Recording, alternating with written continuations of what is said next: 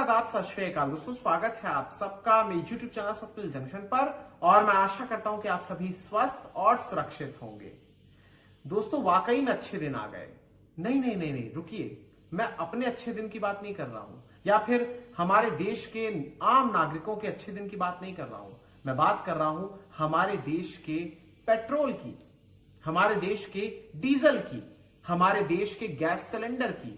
फिर चाहे वो घरेलू गैस सिलेंडर हो या फिर कमर्शियल यानी व्यावसायिक गैस सिलेंडर हो, चाहे आवश्यक वस्तुएं हो या फिर इस देश के बड़े बड़े उद्योगपति हो, इन तमाम लोगों के अच्छे दिन आ गए हैं।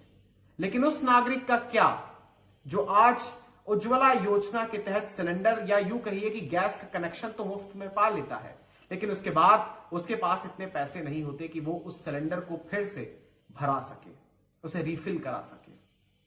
हमारे देश के ऐसे असंख्य लोग हैं इस समय, और इसका कोई डेटा उपलब्ध नहीं है क्योंकि सरकार आज की डेट में अपने हाथ खड़े कर कर यह कह देती है कि हमारे पास कोई डेटा ही नहीं है। या चाहे फिर वो बेरोजगारी का डेटा हो, या फिर कितने लोगों ने उज्ज्वला योजना के तहत गैस सिलेंडर को रिफिल कराया उसका डेटा हो, या फिर कितने लोगों की मौत हो गई उसका डेटा हो, या फिर ऑक्सीजन के कारण कितने लोगों की मौत हुई इसका डेटा हो, या फिर कोई अन्य डेटा हो। जिस किसी भी डेटा में सरकार की आलोचना होगी या फिर सरकार की फजीहत होगी, वो डेटा आपके सामने कभी नहीं आएगा। यह बात आप स्पष्ट रूप से मान लीजिए। और अब तो ऑडिट भी नहीं होते हैं।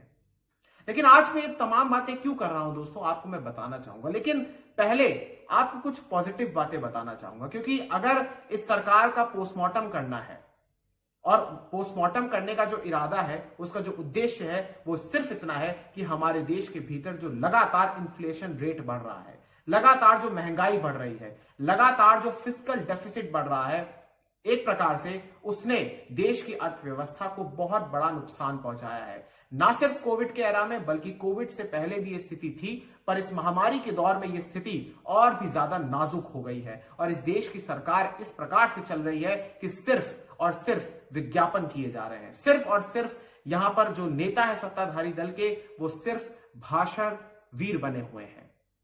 आप उनसे छोटे छोटे गेम्स खिलवा लीजिए, या फिर आप उनसे कहीं पर प्रचार प्रसार करा लीजिए, या फिर आप उनसे भाषण दिलवा लीजिए, या फिर आप उनसे छोटे छोटे फुल फॉर्म्स, शॉर्ट फॉर्म्स बना लीजिए, और फिर वो वर्ड प्ले करते हुए आपको बरगला देंगे। और सबसे बड़ा हथियार उनके पास यह है कि वो हिंदू मुसलमान करेंगे, हर चीज में हिंदू मुसलमान करेंगे। आज आगे बढ़ूं, लेकिन उससे पहले सिर्फ, और पॉजिटिव न्यूज का जिसका मैंने जिक्र किया उसके बारे में आपको बताऊं, लेकिन उससे पहले सिर्फ इतना कहना चाहूंगा कि अगर बीजेपी की सरकार स्वयं को हिंदूवादी सरकार कहती है या हिंदुओं की हित की सरकार कहती है, मैं अभी एक ऐसी बात करने जा रहा हूं जो वाकई में हो सकता है बहुत सारे लोगों को पसंद ना आए, लेकिन आज मैं बीजेपी को और एनडीए की सरकार जो कि इस समय केंद्र में है, उनको यह खुला चैलेंज देना चाहता हूं, ये चुनौती देना चाहता हूं। अगर आप स्वयं को हिंदूवादी सरकार कहते हैं, अगर आप कहते हैं कि हम हिंदुओं के हित में काम करेंगे, तो फिर आप ये गैस, ये पेट्रोल, ये डीजल, ये सस्ता क्यों नहीं कर रहे हैं? आज मैं आपको बताना चाहूंगा कि इस देश का चाहे हिंदू हो या फिर मुसलमान हो या फिर कोई भी अन्य तबका हो, किसी भी धर्म का हो, अगर वो गरीब है, अगर वो मध्यम वर्गीय परिवार से आता है, बिलोंग करता है, तो आज उसका बजट बिगड़ चुका है। आज उसकी थाली से पोषण युक्त खाना, भोजन गायब हो चुका है। आप बीजेपी के जितने भी लोग हैं या केंद्र सरकार में जितने भी लोग हैं, वो एक बार अपने बाहर निकले, अपने क्षेत्र के, चाहे वो संसदीय क्षेत्र का दौरा करें या फिर जो सरकारें जहां पर बीजेपी की हैं या और दलों की भी है, वो अपने आसपास के इलाकों में जाकर निकले, और आप सब भी निकले और देखें कि आखिर कितने लोग आज भी उज्ज्वला गैस योजना जबकि चल रही है इस देश में, 2.0 का शिलान्यास, उद्घाटन किया स्वयं प्रधानमंत्री मोदी के कर कमलों के द्वारा, उसके बावजूद कितने सारे लोग चूल्हे की लकड़ी में आज खाना बनाने पर मजबूर हैं, विवश है। इस देश की हकीकत है दोस्तों ये। इस देश में विकास सिर्फ चुनिंदा लोगों के लिए होता है। विकास के नाम पर आपको सिर्फ राष्ट्रवाद और एक प्रकार से झूठा एक धार्मिक वैमनस्य पैदा करने का एक चूरन चटाया जाएगा, और कहा जाएगा कि आप जो टैक्स दे रहे हैं वो तो हम आप ही के हित के लिए यूज कर रहे हैं। निश्चित तौर पर सरकार की कमाई सिर्फ जनता के उससे ही नहीं होती है, हालांकि एक बड़ा हिस्सा जनता के टैक्स से आता है, लेकिन यहां पर सवाल यह है कि कब तक जनता को चूसा जाएगा। यहां पर जनता की प्रति व्यक्ति आय नहीं बढ़ी है, ये बात स्पष्ट है। करोड़ों लोग बेरोजगार हो चुके हैं, करोड़ों मध्यम वर्गीय परिवार आज गरीबी रेखा के नीचे आ गए हैं। इसके बावजूद लगातार वृद्धि होना जारी है, चाहे वो गैस सिलेंडर के दाम हो या फिर पेट्रोल और डीजल के दाम हो या फिर फल सब्जियों के दाम हो। आज की इस वीडियो में दोस्तों लेकिन अब जिक्र मैं पॉजिटिव न्यूज का करूंगा, फिर आगे आपको मुख्य विषय पर आकर आऊंगा। देखिए, सबसे पहली बात, सराहना बनती है कि हमारे देश में 31 अगस्त को 1,33,00,000 वैक्सीन की डोजेस लगाई गई। बहुत अच्छी बात है, तालियां, बहुत बढ़िया। इसके अलावा मैं आपको बताना चाहूंगा कि जो ये 2021-22 का वित्तीय वर्ष चल रहा है, इसकी जो पहली तिमाही है यानी अप्रैल से लेकर जून तक की, तो यहां पर जो जीडीपी की ग्रोथ रेट है उसमें 20.1% की वृद्धि दर्ज हुई है, जो नए डेटा अभी हाल ही में सामने आए हैं। यह भी बहुत अच्छी बात है, बहुत बड़ी बड़ी तालियां। लेकिन अब इन दोनों न्यूज के बीच की आपको खबर बताना चाहूंगा। सबसे पहली वैक्सीन वाली, 1,33,00,000, लेकिन अभी भी हमारे देश के करीब आप ये मानकर चलिए कि सिर्फ 10% के आसपास लोग ही हैं जो फुली तरीके से वैक्सीनेट हो सके हैं। हमारी जनसंख्या का आकार कितना बड़ा है आप ये बात जानते हैं। अब इसको इस तरीके से प्रदर्शित किया गया कि 1 करोड़ डोजेस लगाए गए, जो कि दुनिया में सर्वाधिक है, एक नया रिकॉर्ड बना है। लेकिन आप एक बात समझिए ना दोस्तों, हमारे देश की जनसंख्या 138 करोड़ के आसपास अगर हम मान के चलें या 135 करोड़ मान के चलें, तो उसमें आप कोई भी टास्क करेंगे या फिर कोई भी अगर आप कैंपेन चलाएंगे या फिर कोई भी आप प्रोग्राम चलाएंगे या फिर अगर आप चुनाव भी कराएंगे, तो उसमें वो आंकड़े इतने बड़े होंगे कि दुनिया में वो सबसे ज्यादा ही बड़े होंगे और दुनिया का कोई भी देश उससे टक्कर नहीं ले सकेगा, एक आध चीन को अगर आप छोड़ दे तो। इसलिए ये तमाम चीजों को बड़े तरीके से पेश करने का अर्थ ये नहीं है कि ये वाकई में बहुत बड़ी चीज है, और एक अलग तस्वीर इसके साथ ही जुड़ी होती है दोस्तों। अब दूसरी जो मैंने आपको बात बताई, जहां पर आपने देखा कि ये जो पहली तिमाही है वित्तीय वर्ष की, उसमें 20.1% की जीडीपी ग्रोथ रेट आई है। उसमें निश्चित रूप से बहुत अच्छी बात है। जहां एक तरफ हमारे जब पिछले वर्ष जब महामारी आई, तो एक समय ऐसा भी था कि जब 23.9% माइनस में हमारी जीडीपी चली गई थी ग्रोथ रेट। तो उसके बाद ये ग्रोथ, ये वृद्धि दर प्राप्त करना बहुत बड़ी बात है। लेकिन अभी भी सच्चाई ये है कि हम 2019 वाले एरा में नहीं जा पाए हैं। ये एक हौसला बढ़ाने वाले और एक प्रकार से मनोवैज्ञानिक और सकारात्मक तौर पर ये आंकड़े अच्छे लगते हैं सुनने में, 20.1% की ग्रोथ। लेकिन सच्चाई यह है कि अभी भी हम बहुत पीछे और बहुत लंबा सफर हमें तय करना अभी भी बाकी है। इसलिए इस प्रकार से बड़े बड़े विज्ञापन, इश्तिहार देकर यह साबित नहीं होता है कि उसमें कितने सारे लोगों का रोजगार छिन गया, कितने सारे लोगों के पे कट्स हुए, कितने सारे लोगों की तनख्वाहें नहीं आई है कितने महीनों से, और कितने सारे लोग बेरोजगार हो गए।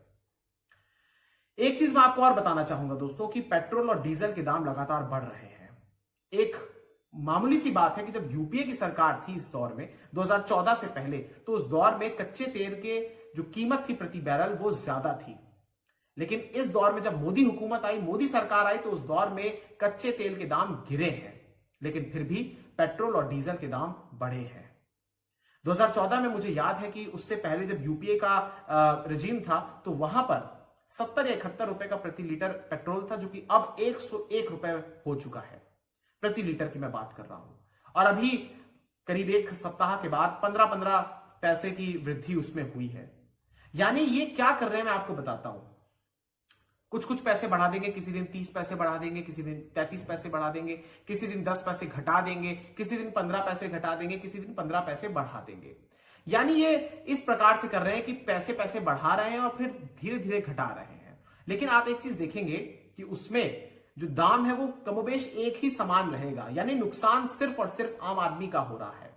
मैं आपको एक बात और बताना चाहूंगा बड़ी स्पष्ट तरीके से दोस्तों, कि सरकार आपसे जो पैसा कमा रही है उससे अपना राजस्व भर रही है। कितना खजाना उसको चाहिए मुझे नहीं समझ में आता। अब आपको वीडियो के इस अगले हिस्से में एक बड़ी खबर के साथ जोड़ूंगा, लेकिन उससे पहले एक प्रमुख बात और, कि देश में जो मैन्युफैक्चरिंग का इंडेक्स एक होता है PMI नाम से, वो 52.3 आया है अगस्त के महीने में। इसका अर्थ ये होता है कि देश में औद्योगिक जो सेक्टर है, यानी औद्योगिक जो मांग है वो बढ़ रही है और प्रोडक्शन भी बढ़ रहा है। लेकिन इसमें एक सच और है कि जुलाई के कंपैरिजन में ये घटा है। जुलाई में जहां ये 55 के करीब था, वहीं इस बार अगस्त के महीने में यानी पिछले महीने में ये 52 हो गया है। अब आपको मैं आज की इस बड़ी खबर के साथ जोड़ना चाहूंगा जिस पर यह पूरी की पूरी वीडियो आधारित है। देखिए दोस्तों, मैं आपको बताना चाहूंगा कि मोदी सरकार की तरफ से एक बार फिर से आम आदमी की जेब पर वार किया गया है। गैस सिलेंडर के दाम, चाहे घरेलू गैस सिलेंडर हो या फिर कमर्शियल गैस सिलेंडर हो, इन दोनों के दामों में वृद्धि की गई है। आपको मैं सिलसिलेवार तरीके से बताता हूं। पहले ये खबर क्या है, उसके बाद आगे आपको थोड़ी सी इसकी पृष्ठभूमि में भी लेकर जाऊंगा और अतीत में भी कितने बार दाम बढ़े और किस प्रकार से आपकी जेब पर वार हुआ है, आपकी सेविंग्स पर वार हुआ है, वो आप देखिएगा दोस्तों। यहां पर ऑयल मार्केटिंग कंपनीज यानी जो तेल की कंपनियां होती हैं, वो दाम आप जानते हैं। अगर मैं गैस सिलेंडर की बात करूं तो वो एक महीने में या तो पहली तारीख को या फिर बीच के यानी 15 तारीख को अपने जो रेट्स होती हैं सिलेंडर की, उसको रिवाइज करती हैं। अब यहां पर जो खबर आई वो ये है कि 19 किलोग्राम वाले कमर्शियल सिलेंडर के दाम 75 रुपए बढ़ गए हैं। जिसके बाद अगर मैं दिल्ली की बात करूं, राजधानी दिल्ली को अगर हम बेस रखते हैं, तो यहां पर इसकी कीमत कमर्शियल सिलेंडर की 1693 रुपए हो गई है। 14.2 किलोग्राम वाला जो सिलेंडर होता है, 14.2 किलोग्राम वाला जो सिलेंडर होता है, जो कि घरेलू सिलेंडर आप अपने घर में यूज करते हैं, उसकी कीमत में भी 25 रुपए का इजाफा हुआ है, 25 रुपए की वृद्धि हुई है। जिसके बाद दिल्ली में यह कीमत 884 रुपए 50 पैसे की हो गई है। यह नॉन सब्सिडाइज्ड वाला है दोस्तों, यानी गैर सब्सिडी वाले ये सिलेंडर की कीमत है। अगर मैं बात मुंबई की करूं एलपीजी सिलेंडर डोमेस्टिक की, तो वहां पर सेम दिल्ली वाला रेट है। चेन्नई में इसकी कीमत बढ़ जाती है, वो 900 रुपए 50 पैसे है, और कलकत्ता में इसकी कीमत भी 900 के पार है, और जबकि लखनऊ में इसकी कीमत 897 रुपए 50 पैसे है, यानी 900 के करीब है। पिछले 2 सप्ताह में दोस्तों ये जो सिलेंडर की वृद्धि हुई है दामों में, ये 25 रुपए 2 हफ्तों में, माफ कीजिएगा, 2 हफ्तों में दूसरी बार वृद्धि की गई है दोनों प्रकार के सिलेंडरों में। पिछले 14 दिनों में 2 बार ऐसा हो चुका है। मैं आपको बताना चाहूंगा, लास्ट टाइम 17 अगस्त को हुआ था, और अभी ये जो हुआ है ये कल हुआ है। यहां पर एक चीज मैं आपको और बताना चाहूंगा दोस्तों कि जनवरी 1 से लेकर सितंबर 1 तक, यानी जो 9 महीने का समय है, इसमें 190 रुपए बढ़ गए हैं सिलेंडर के दाम। 190 रुपए की वृद्धि हुई है, सोचिए आप। इसके अलावा मार्च 1, 2014 में, अब आपके लिए भी जानना जरूरी है कि आखिर सिलसिलेवार तरीके से कैसे कैसे सिलेंडर के दाम बढ़े हैं और कैसे कैसे कभी कभी घटे भी हैं।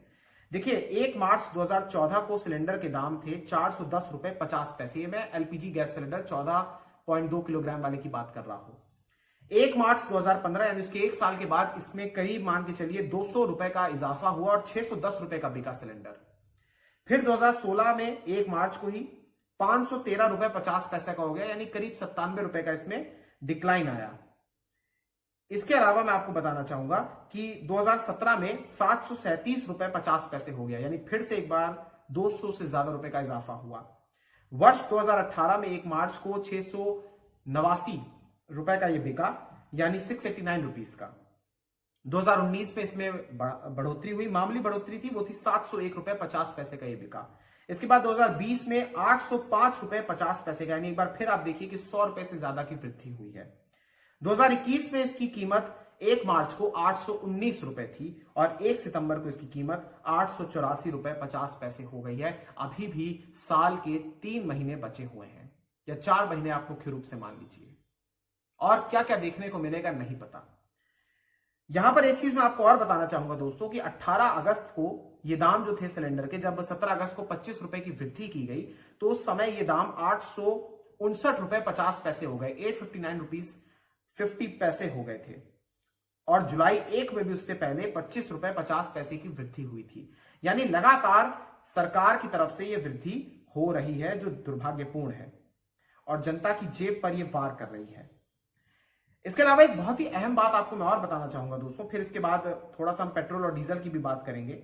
देखिए, यहां पर जो भारत में तेल कंपनियां जिन प्राइसेस पर बेचती हैं तेल, वो जो एक प्रकार से ओपन मार्केट में दाम होते हैं उसके प्रिवलेंट होता है, जबकि सरकार 12 सिलेंडर की सब्सिडी भी देती है, लेकिन इस दौर में सब्सिडी मिलना बंद हो गया है। ये आप खेल समझिए कि इसमें दोनों के दोनों सम्मिलित हैं और सिर्फ सरकार को ही इस पूरे सिलसिले में फायदा हो रहा है। और ना सिर्फ आपको मैं बताऊं गैस सिलेंडर के बारे में, बल्कि यहां पर हमारे देश के भीतर लगातार जो रेट्स बढ़ रहे हैं, जो सिलसिला जारी है, उसमें आप देखेंगे कि सरसों का तेल भी जो 1 अगस्त को 150 रुपए का मिलता था, 1 लीटर की मैं बात करूं तो 1 सितंबर को 180 रुपए का हो गया है। आटा 22 रुपए का 1 किलो मिलता था 1 अगस्त को, वो 25 रुपए 1 किलो मिल रहा है। मैदा भी सेम आटे के दाम पर ही है, 22 रुपए का 1 अगस्त को मिलता था, 1 सितंबर को 25 रुपए प्रति किलो का मिल रहा है। रिफाइंड 150 रुपए का प्रति लीटर मिलता था 1 अगस्त को, जिसकी कीमत अब बढ़ के 160 रुपए हो गई है। काले चने 65 से 75 हो गए हैं 1 महीने के दौरान ही। सफेद चना 90 से 105 हो चुका है, और डालडा घी 105 रुपए से 150 रुपए यानी 150 रुपए पे बिक रहा है। यह स्थिति है इस देश में, यानी खाद्य सामग्री हो या फिर ईंधन हो, सब कुछ महंगा है इस देश के भीतर। सब कुछ महंगाई, सब कुछ महंगी है, और सारा का सारा बोझ, देश का विकास करने का बोझ सिर्फ मध्यम वर्गीय और गरीब तबके को मिल रहा है। अब यहां पर आप गैस सिलेंडर पर एक बार फिर से मैं लौटूंगा दोस्तों। गैस सिलेंडर को अगर हम सिलसिलेवार तरीके से सिर्फ 1 जनवरी से लेकर 1 सितंबर की ही मैं बात करूं, तो वहां पर आप देखिए दिल्ली को अगर हम बेस रखते हैं, दिल्ली में ही जो आप देखिए दाम किस प्रकार से चेंज हुआ, कमोबेश देश में भी उसी तरीके से उसी रेशियो में चेंज होता है। कहीं पर 19-20 ज्यादा होता है, कहीं पर कम होता है, लेकिन इसको हम बेस मानते हैं राजधानी को। 1 जनवरी को 694 रुपए था, इसी वर्ष के सिर्फ मैं 9 महीनों की बात कर रहा हूं। 1 जनवरी को 694 रुपए था दिल्ली में। 4 फरवरी को इसके दाम 719 रुपए हुए, 15 फरवरी को इसके दाम 769 रुपए हुए, 25 फरवरी को इसके दाम 794 रुपए हुए, 1 मार्च को 819 हुए, 1 मई को घटे 809 हो गए, 1 जुलाई को फिर से बढ़ते हुए 834 रुपए 50 पैसे हो गए, 18 अगस्त को ये 859 रुपए 50 पैसे हो गए, और 1 सितंबर को ये 884 रुपए 50 पैसे हो गए। इसी की तुलना में अगर मैं बात करूं कलकत्ता की, तो कलकत्ता में 911, मुंबई में सेम एज दिल्ली, और चेन्नई में 900 रुपए का ये बिक रहा है घरेलू गैस सिलेंडर की अगर मैं बात करूं। पिछले 7 सालों में आपने देखा कि जब 2014 में 410 रुपए का सिलेंडर था, उसके बाद दोगुना की रफ्तार से ये जो वृद्धि है ये हुई है। राहुल गांधी दोस्तों, जो कि वायनाड से सांसद है और कांग्रेस के नेता हैं, विपक्ष के प्रमुख चेहरे हैं, उन्होंने एक बात कही, उन्होंने जीडीपी की एक फुल फॉर्म बताई। उन्होंने कहा ये इंक्रीज इन जीडीपी नहीं बल्कि increase in gas, diesel and petrol prices है। तो इस पर संबित पात्रा बीजेपी की तरफ से एक वर्ड प्ले किया गया। उन्होंने कहा ये सीएनपी है, यानी करप्शन, नेपोटिज्म और पॉलिसी पैरालिसिस है। यानी एक प्रकार से आप देखिए कि यहां पर अगर कोई शख्स महंगाई की बात कर रहा है, तो फिर उसको काउंटर करने के लिए सामने से उसी पर ही लांछन लगाया जा रहा है। ठीक है, राजनीति है, ओछी राजनीति है, दोनों दलों के राजनेता आपस में एक दूसरे पर आरोप लगाते हैं, लेकिन कम से कम जो सत्तारूढ़ पार्टी है, अगर वो अपने पुराने बयानों को देख ले, अगर प्रधानमंत्री मोदी मन की बात में एक बार आके ये बात कह दे कि हाँ पेट्रोल, डीजल और गैस सिलेंडर के दाम बढ़ रहे हैं, आम आदमी को तकलीफ हो रही है, मैं माफी मांगूंगा, मैं जानता हूं आम आदमी को मुश्किलों का सामना करना पड़ रहा है, समस्याओं का सामना करना पड़ रहा है, तो वाकई में देश की जनता खुश हो सकती है। लेकिन ना प्रधानमंत्री कभी बोलेंगे, ना ही बीजेपी की तरफ से बोला जाएगा। हाँ, उल जलूल बयान जरूर आ जाएंगे कि हम दाम इसलिए बढ़ा रहे हैं ताकि पोल्यूशन कम हो जाए, हम दाम इसलिए बढ़ा रहे हैं ताकि लोगों का स्वास्थ्य ठीक हो जाए, हम पेट्रोल डीजल के दाम इसलिए बढ़ा रहे हैं, कल्पना कीजिए, क्योंकि ताकि लोग साइकिल पर आ जाएं। अब इनको पर्यावरण याद आ रहा है, अब इनको पोल्यूशन याद आ रहा है। और पहले जब कांग्रेस दाम बढ़ाती थी तो ये रैली निकालते थे, मार्च निकालते थे।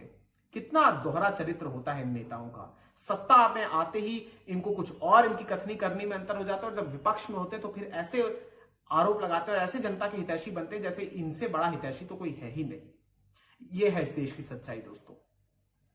आज की डेट में सच्चाई ये है, एक अखंड सत्य ये है कि दाम लगातार बढ़ रहे हैं। आम आदमी इस समय वाकई में त्रस्त है महंगाई की मार से।